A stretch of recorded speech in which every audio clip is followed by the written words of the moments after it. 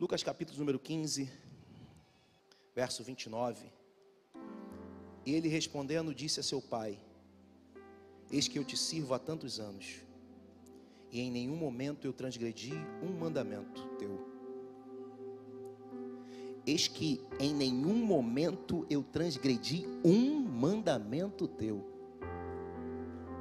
Em nenhum momento eu transgredi nenhum mandamento teu. Ousado. Contudo, nunca me deste um cabrito, para que eu pudesse me alegrar com os meus amigos. Eu nunca transgredi nenhum mandamento teu.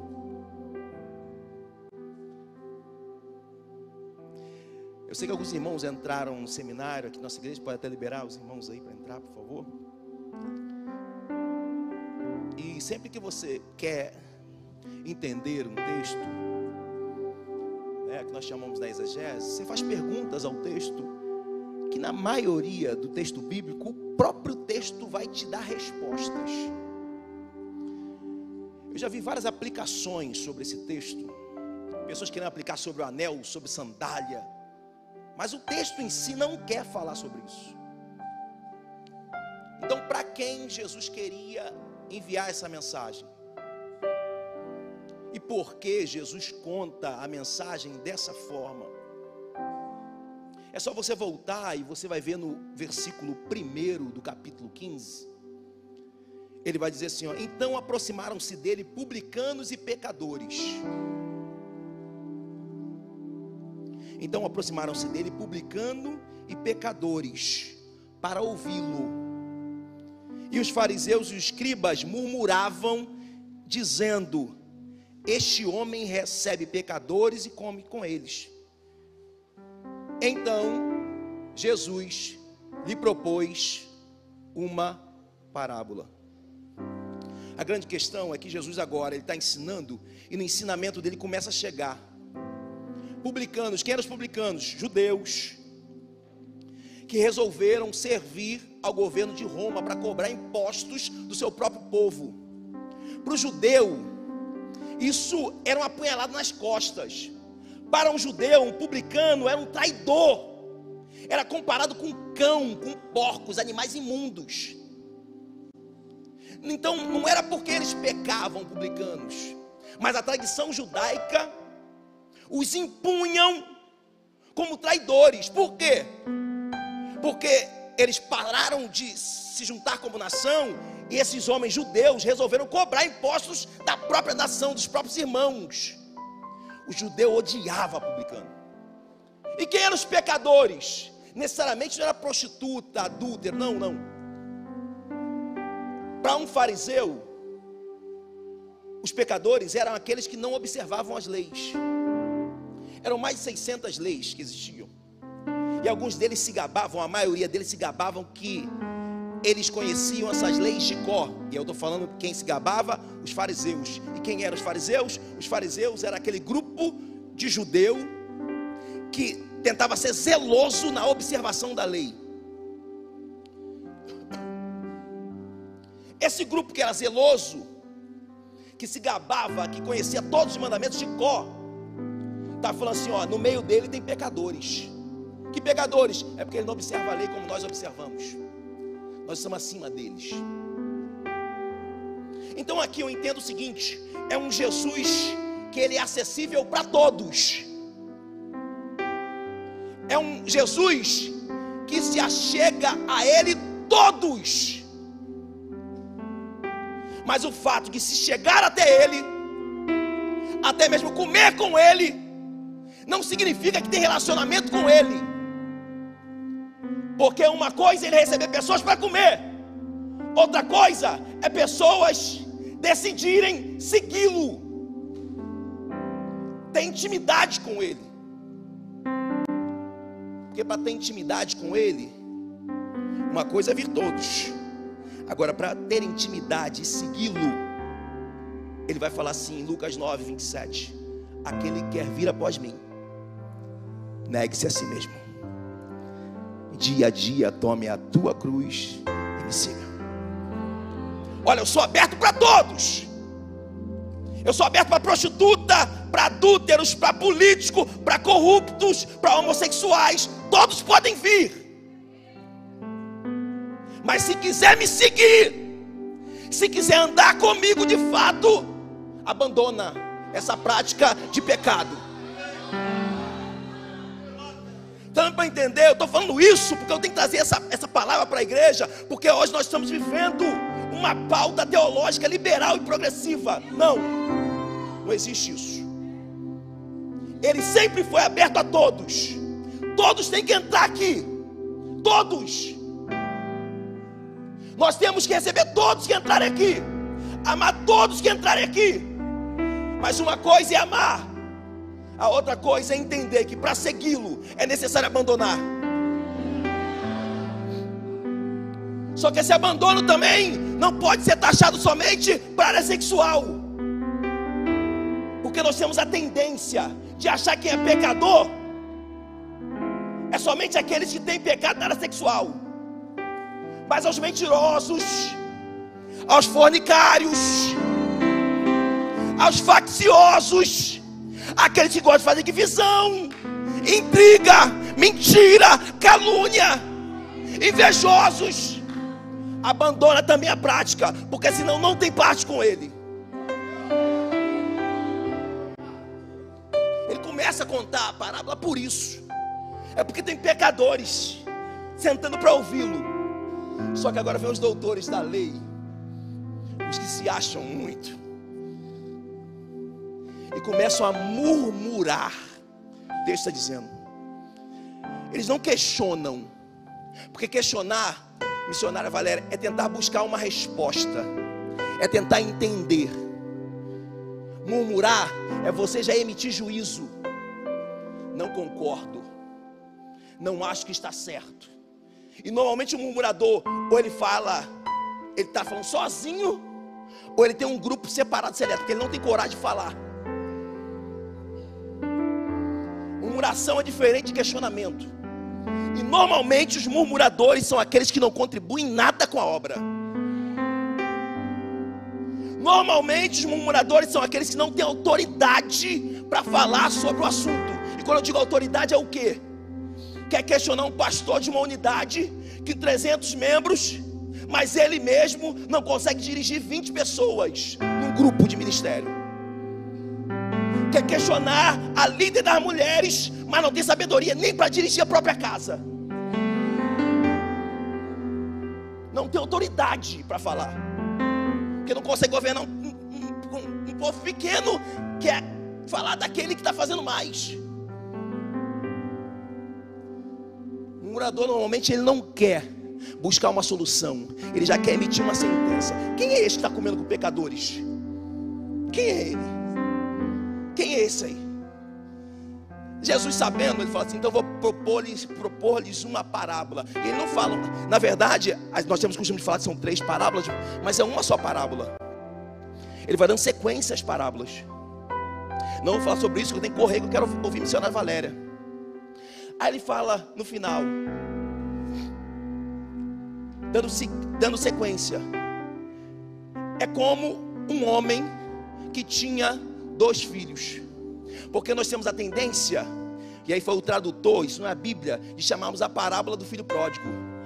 Porque quando nós falamos isso, nós estamos dando ênfase a apenas um filho. Mas a ideia da parábola não é falar de um filho, é dos 2 filhos. Porque se Jesus quisesse falar só do filho pródigo, ele falava só de um filho. Ele queria falar dos 2. E na Bíblia, como eu falei, não dá para esmiuçar. A própria Bíblia explica isso. Porque ele começa a contar, mostrando o cenário que ele estava vivendo. Porque Jesus é assim, irmãos. Quando pessoas murmuram contra ele, ficam falando contra ele, Jesus não fica jogando indiretinha, não. Jesus não vai. Você não vê Jesus atacar no púlpito. E minha palavra, às vezes a pessoa acha que eu estou pregando, estou atacando alguém, não estou atacando ninguém, não. Essa é a minha função como pastor. Porque se eu não fizer, ninguém faz. Eu queria fazer todo mundo rodar aqui, mas Deus não me chamou para isso. A minha palavra sempre vai ser direcional, pastoral. Então quando eu prego aqui, eu não estou jogando indireta para ninguém. Eu estou falando da palavra. problema é que alguns pecadores se sentem que receberam indireta. Isso sempre vai acontecer. Jesus ele começa a explicar, e ele é muito claro em relação a isso. Olha, um pai tinha 2 filhos.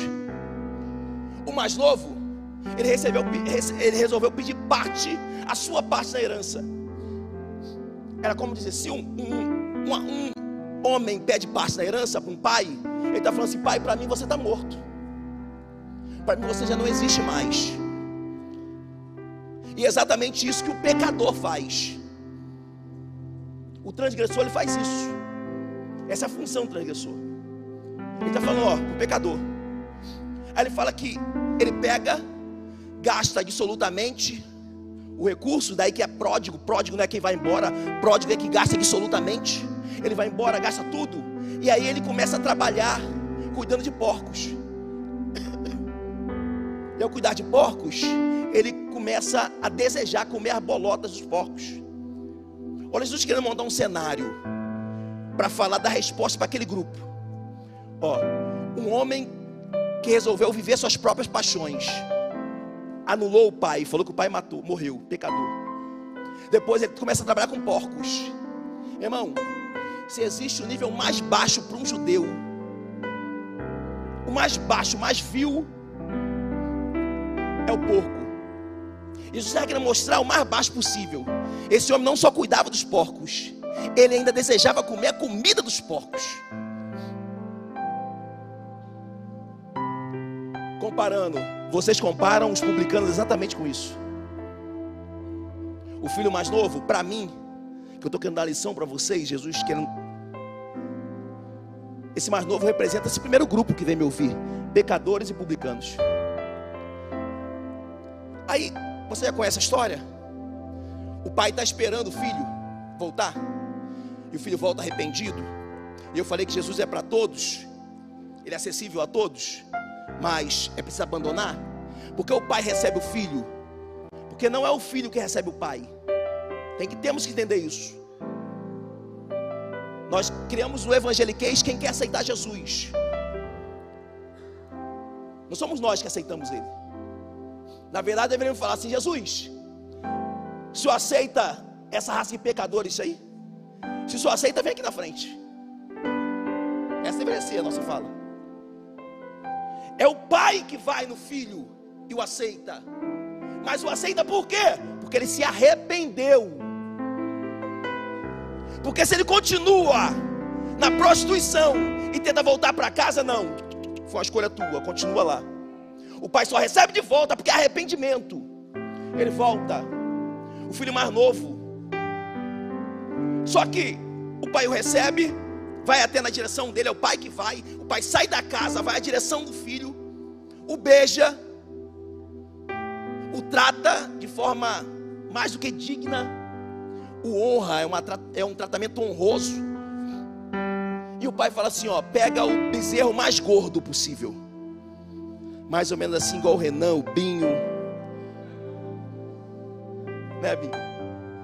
Pega esse bezerrão mais gordão possível, que hoje vai ser festa para a comunidade inteira. Agora calma aí,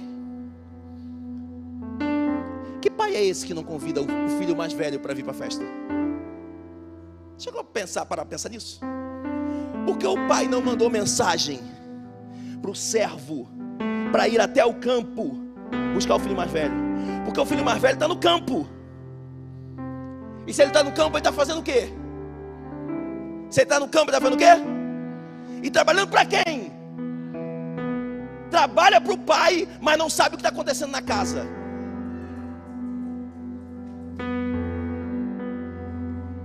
Estão trabalhando para o pai, servindo o pai nas suas posições, mas não tem a mesma visão da casa. E por que o pai não chama? O pai não chama porque conhece o filho. Quem é pai aqui? Pai macho, homem. Normalmente as mulheres também conhecem os filhos, mas isso é algo natural mais do pai. Pai não tem questão, às vezes, na maioria, tem suas exceções, tá, irmãos? Mas normalmente o pai sabe qual é o caráter de cada filho. Ainda mais pai quem tem mais de um filho. O pai sabe e fala assim: fulano, eu fiz a mesma coisa com o outro, mas aquele ali, ele tem a índole que é meio desviada. O pai conhece, irmão. Eu olho para Rebeca, eu sei quando ela fez besteira, só no olhar. Eu acabei de chegar em casa, eu cheguei em casa subiando. Quando eu olho, eu já começo já também, porque ela já tem que me conhecer também. Eu conheço. Eu já conheço que o mais novo é manhoso e vai sofrer comigo. Normalmente o pai conhece. Porque eu estou enfatizando isso. É porque se o pai manda mensagem para o mais velho para vir para casa, a probabilidade dele estragar a festa daquele que estava voltando era grande. Tem irmãos que estão na casa trabalhando, mas não suportam ver os mais novos que voltam do pecado sendo perdoados pelo pai. Acabou de ser perdoado, já está recebendo festa. Eu estou aqui um tempão, nunca fizeram nada para mim, é sempre assim. Não muda. Chegou agora, já está sentando na janela. Que pai é esse? E o pior de tudo é como o filho mais velho está na casa, serve na casa, não conhece o pai, fala diferente do pai. Ele fala tão diferente do pai que o servo tem a mesma linguagem do pai, mas ele não tem a mesma linguagem. Porque o servo vai até ele. Ele fala assim, lá de fora, o mais velho: o que está acontecendo aí com o servo? O servo: teu pai está dando uma festa. Uma festa por quê? Porque o teu irmão voltou. Teu irmão. Aí quando o pai sai para falar com o mais velho, porque o texto diz que o pai vai insistir com o mais velho para ele entrar. Ele fala assim: por que você não entra? Porque o teu filho. Ele não fala o meu irmão. Eu estou na casa, mas não tenho a mesma linguagem da casa. Tem servos que estão trabalhando, tem linguagem e visão melhor do que eu que sou filho. Porque no fundo eu só quero usufruir das coisas da casa, mas ter visão eu não quero, tá? Eu não quero estar junto e misturado. Eu só quero usufruir do que tem na casa. Eu quero usufruir das fotinhas que são foto bonita.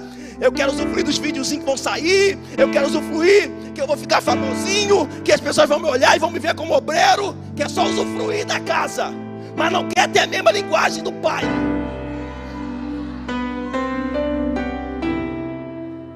Sai da casa. Ele sai. Um irmão que está perdido, e ele fala assim: ó pai,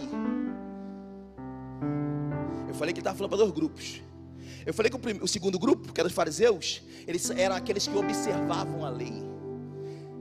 Eu conheço todos os mandamentos. Agora olha o que o segundo tem a ousadia de falar. Irmão, isso é ousadia. Pai, eu nunca transgredi uma lei. Você sabia que existe a possibilidade de pessoas estarem fazendo as coisas certas, mas nunca ter conhecido o pai?